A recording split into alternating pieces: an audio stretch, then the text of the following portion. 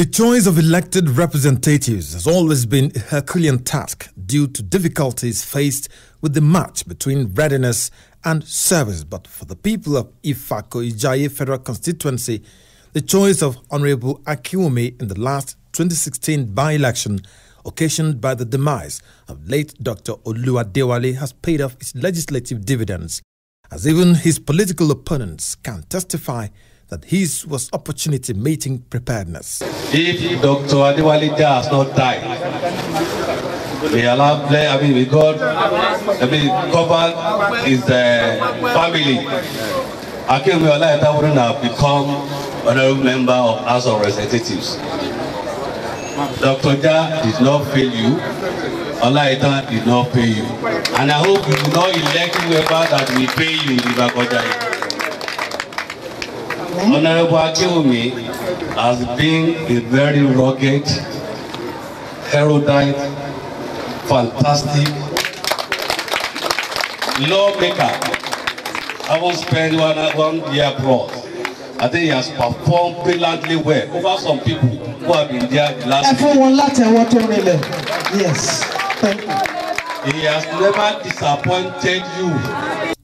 Since his emergence in the House of Representatives, the quintessential Honorable Akiwumi has left no one in doubt of his legislative abilities in the Green Chamber, as he has hit the ground running. Do solemnly swear that I will be faithful and bear true allegiance to the Federal Republic of Nigeria, and that I will preserve, protect, and defend the Constitution of the Federal Republic of Nigeria.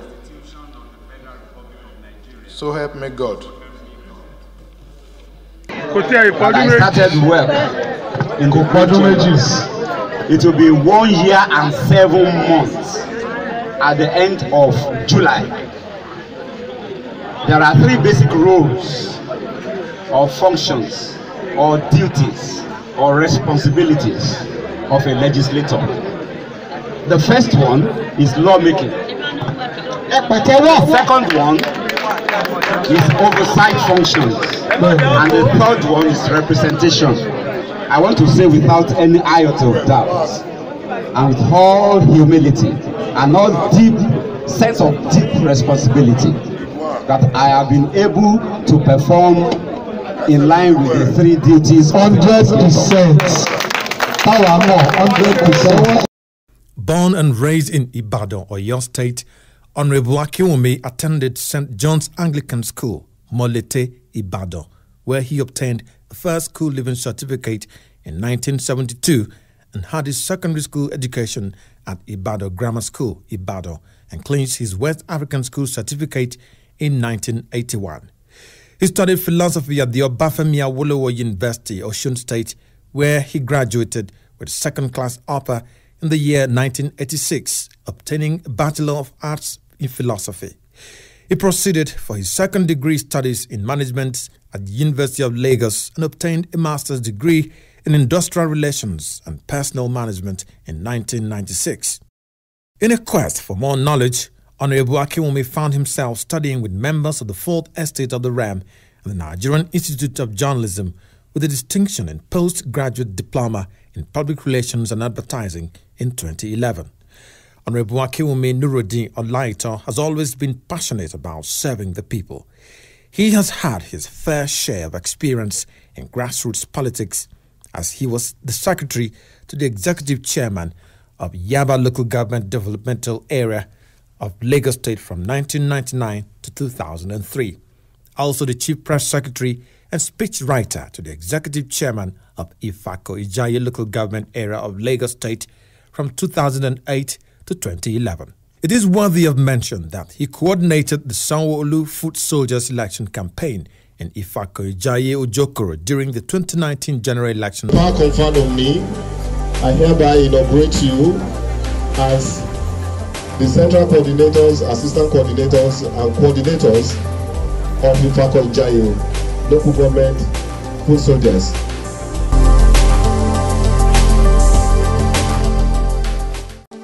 Ifako-Ijaye people are energetic and they are enthusiastic. They are ready to work to deliver come February by the grace of God. To the crannies, to please go into the nooks, to please go into the corners of Ifakojayan Jokoro and talk to people. One person should mobilize 100 people.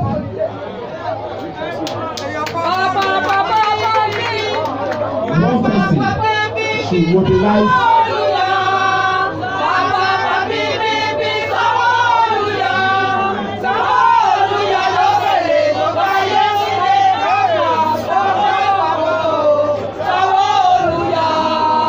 Ifakojaye used to have one of the highest number of votes, but we don't want to be one of the highest.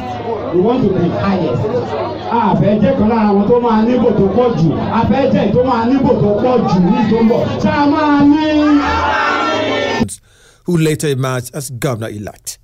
Since elected into the House of Representatives in 2016, Honorable Akiwumi has carved a niche for himself by the way and manner he has carried out his legislative duties. Speaker, my honorable colleagues, my name is Akiwumi Nurudeen Olaiton, representing the people of Ifakoijaye Federal Constituency, the State of Excellence, Lagos State. I want to thank the mover of this beautiful motion. There is no doubt that Nigeria needs more police personnel. There's no doubt about it.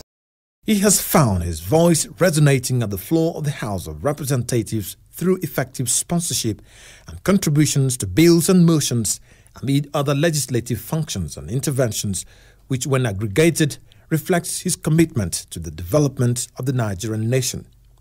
To his credit, he sponsored the bill to amend the Criminal Justice Act, Laws of the Federation of Nigeria 2004, to provide for the Comptroller General of Prisons to make monthly returns to the Chief Justice of Nigeria and Chief Judges of the states to order the release of persons detained in prisons in circumstances specified in this act and proffer more effective prison decongestion solutions.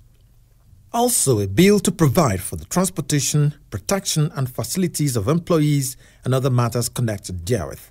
He moved motions on urgent need for improved health sector funding throughout the Federation, need to curb the incessant deaths of railway crossings. Mr. Speaker, we have actually taken this path before. We've witnessed a number of train accidents in this country, and we have talked about them. But after talking about them, nothing has taken place. We have not taken measures that will stem the tide of train accidents. In developed climes, of course, we do hear about train derailments, but we seldom hear of train colliding with vehicles on railway track. And it has been happening in this country, and we need to check it. When it happens, it is very difficult not to have multiple deaths arising from such accidents, considering the weight, the size, and the speed of trains, and the fact that the brake system of trains cannot easily be, used. The consequences of such deaths are many. We've witnessed when deaths occur, generally, a lot of things happen. For instance, you know that we are going to either create widows or widowers, and then the children of people who die, in most cases, run into a lot of troubles. We have seen situations where they withdraw from schools and then become social nuisance and contributing to the problems of this country. Therefore, Mr. Speaker, when I was young, in fact, when I was in the primary school, I used to hear bells being rung when trains were approaching. Some minutes before trains will come, bells will be rung. We will see old men, then very old men. They will raise signs up that will be so visible for people to see, such that you will have noted that trains were coming. Where are these men? Where are the signs we no more see the signs when trains are coming. You find out that you even get to the track before people will start saying trains are coming. And in those days too, I used to see barriers that would be removed before trains will cross at intersections. Where are the barriers today? I think it has to do with the value we place on lives. These days, we don't value our lives again. And I have highlighted some measures that should be taken to prevent train accidents. Need to curb the rising number of out-of-school children. The issue of out-of-school children is a global phenomenon. In other words, it's a worldwide thing. UNESCO Institute for Statistics in 2014 quoted the number of children that are out of school in the world to be well over 50 million children. Out of this, over 2/3 are from the sub-Saharan Africa, from the West Asia, and from South Asia. If such a huge number of children who are supposed to be in school are out of school, you don't need to ask why we have massive incidents of violence in the world, because these kids are their prime, and so they must utilize their energy. The energy that should have been utilized productively will then be utilized elsewhere. If it is frightening that we have over 50 million children in the world out of school, then it is more frightening that Nigeria has the highest number of children that are out of school. And I'm quoting the authority that should know, and that is UNESCO. Nigeria has about 10.5 million children out of school. And that is great, and it is unfortunate. Mr. Speaker, honorable colleagues, out of this figure, 60% are girls, that is, are female. And who are the constituents of this figure, this 10.5 million? We have, they said we have Al-Majuri children, we have social miscreants, we have children of nomadic pastoralists, we have children living with disability who cannot go to school, we have children who have been displaced recently by insurgency. And then some of the reasons that are given for this huge problem that we have in Nigeria are low perceptions of the value of education for girls, early marriage, the conflict in the Northeast, poor quality of education, and poor funding of education in Nigeria. Need to ensure compliance with the Pension Reform Act 2014 by all states of the Federation and the Federal Capital Territory. This contributory pension scheme is actually meant for payment of retirement benefits of the staff, or if you like, employees on retirement. Mr. Speaker, honorable colleagues, permit me to actually browse through the objectives to ensure that every person receives his retirement benefits as and when due, to assist individuals by ensuring that they save in order to cater for their livelihood during old age, and 3, to establish a uniform set of rules, regulations, and standards for the administration and payments of retirement benefits for the public service of the Federation, the Federal Capital Territory, and the private sector. These objectives are quite noble and worthwhile, but it is a pity that both in the public sector and the private sector, as noble as they are, the objectives are being defeated because there are violations in both sectors. The principle behind the contributory scheme is that there will be certain percentage that will be deducted from the salaries of individual worker. And of course, there will be contributions by employers themselves.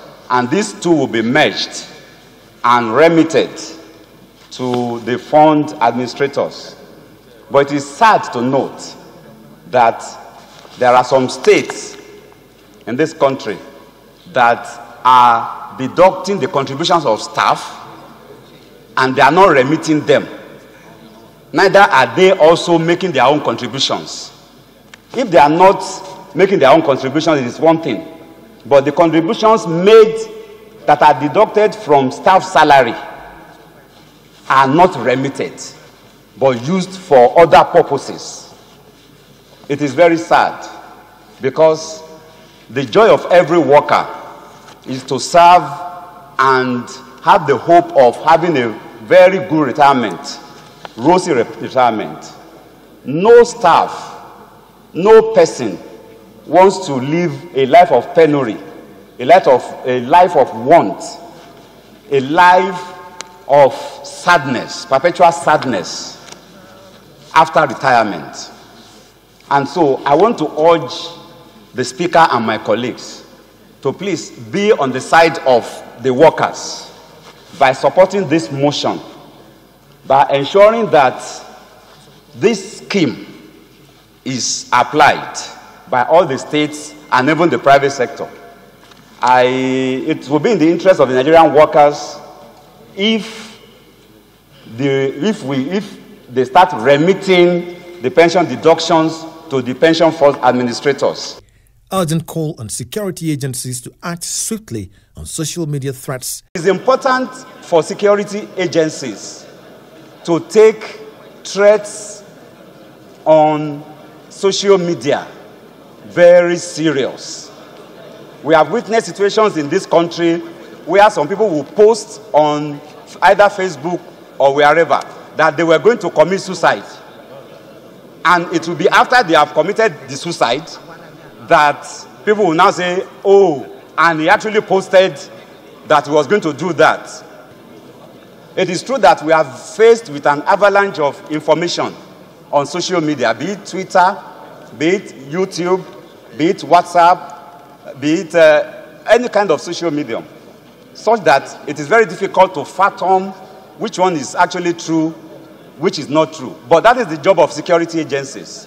If we ordinary folks cannot do that, it is the job of security agencies to unravel these things so that it is not at the end of the day that we will start blaming ourselves. He also co-sponsored motions and need to adequately fund the research institutions for the purpose of growth and development in Nigeria. Research institutes, if they are well motivated, if they are galvanized, they can really serve to add to the economic development of this country.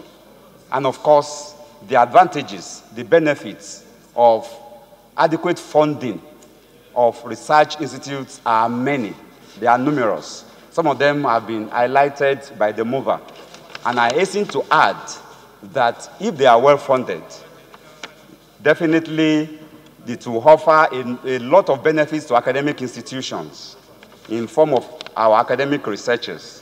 And of course, it will spawn new products and ideas that can save and improve lives in so many areas, like medicine and, of course, agriculture. It will promote continued learning and improve academic excellence, especially in areas of disease control, and improve seedlings for agriculture. And, of course, you know that will contribute quite well, to aid development, of various sectors of the Nigerian economy.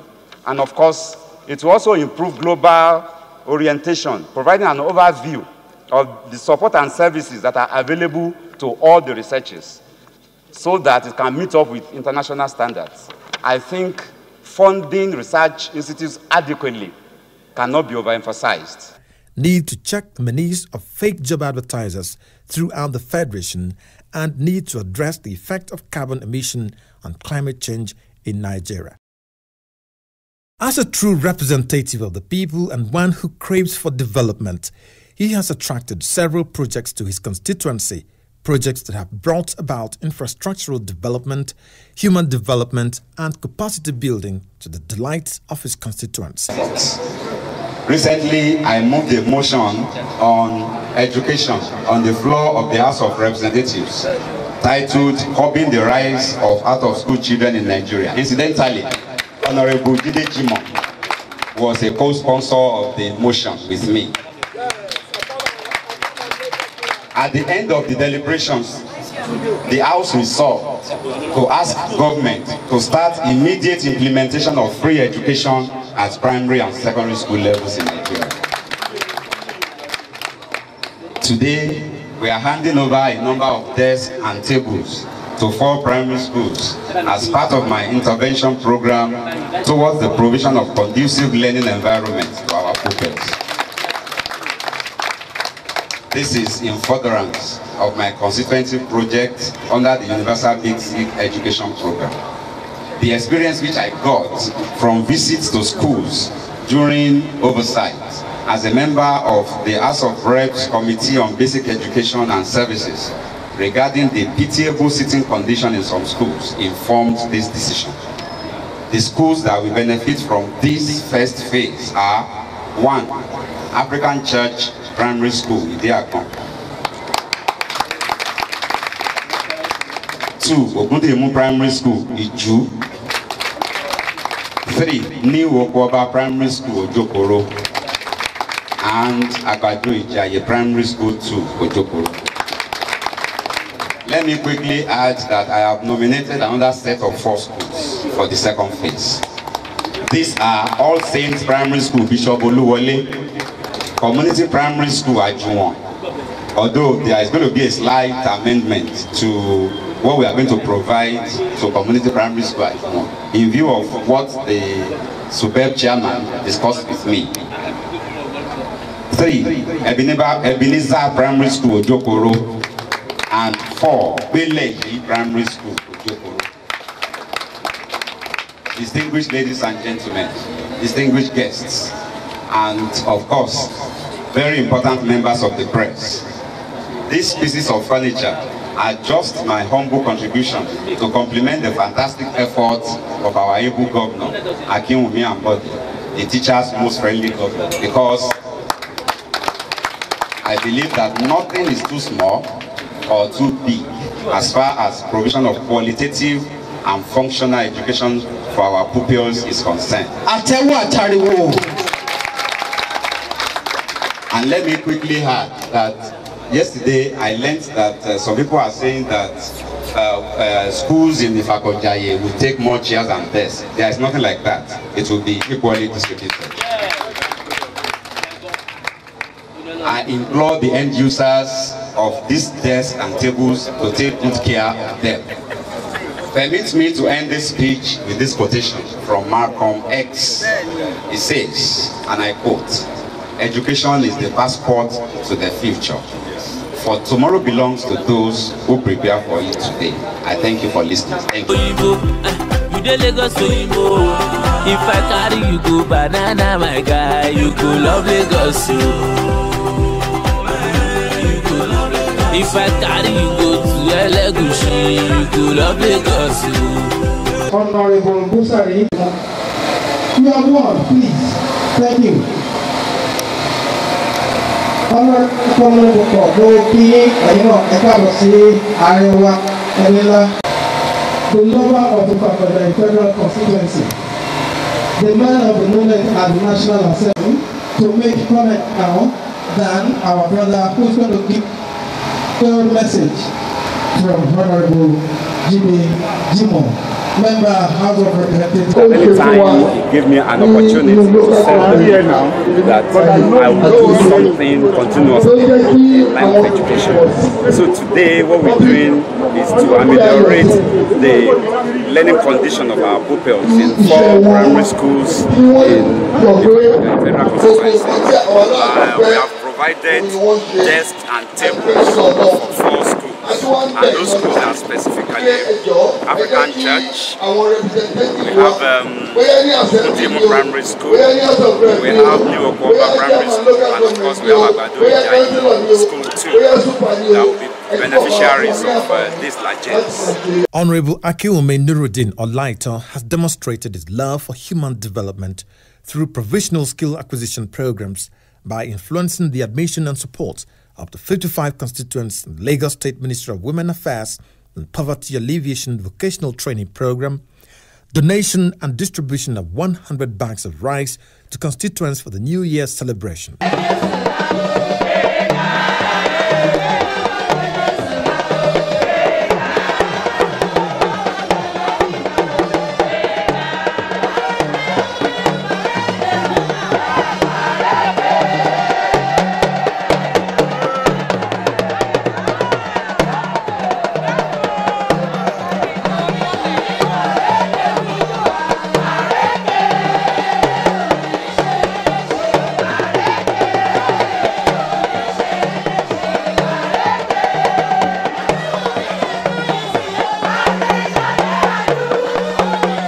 Full and final payment of compensation for the loss suffered as a result of the fire incidents that occurred at Terminal 1 building of the Murtala Muhammad International Airport, Ikeja, Lagos.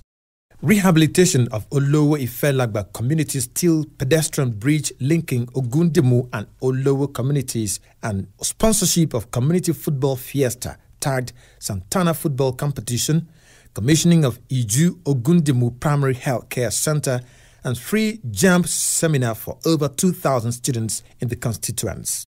The high level of commitment and zeal with which Honorable Akiwumi has dispatched his legislative duties so far is one that is worthy of emulation.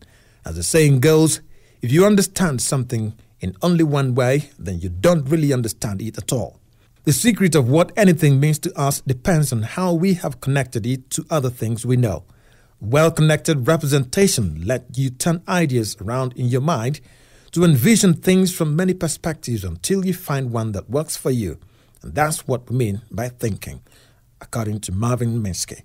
Honorable Akiwumi Nurudeen Olaito commands respect among his colleagues as well as reserves the confidence of the House leadership, so much so that his views are always respected on the floor of the House, even as he was nominated in 3 different ad hoc committees, namely Ad hoc Committee to investigate and ascertain the reasons for the undue harassment and intimidation of members of the All Progressives Congress APC from Kano State loyal to Kwankwasia movement in order to avert a breakdown of law and order in the state and investigate other infringements across the country, specifically in the Federal Capital Territory and Rivers State.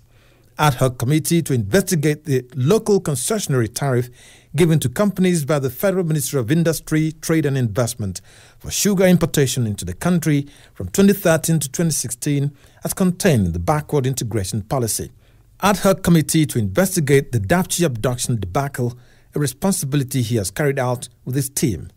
He is Member House Committee on Basic Education, Member House Committee on Agri-Colleges and Institutions, Member House Committee on Police Affairs, Member House Committee on Labour, Employment and Productivity, Member House Committee on HIV, AIDS and Tuberculosis, Member House Committee House Services, and Member House Committee on National Planning. He has bagged several awards such as Worthy Alumnus of Nigerian Institute of Journalism, Lagos 2017, Civic Leadership, Corporate Governance and Philanthropic Gesture, Makoko 2017, Propagation of Christian Muslim Religion and Nation Building, Obawole Onibata Area 2017. Honorable Akiwumi Nurudeen Olaito has proven he is a lawmaker with a difference. There is no doubt that the people of Ifako Ijayi Federal Constituency, his party, the All Progressives Congress APC, and the nation at large need more men like Honorable Akiwumi Nurudeen Olaito.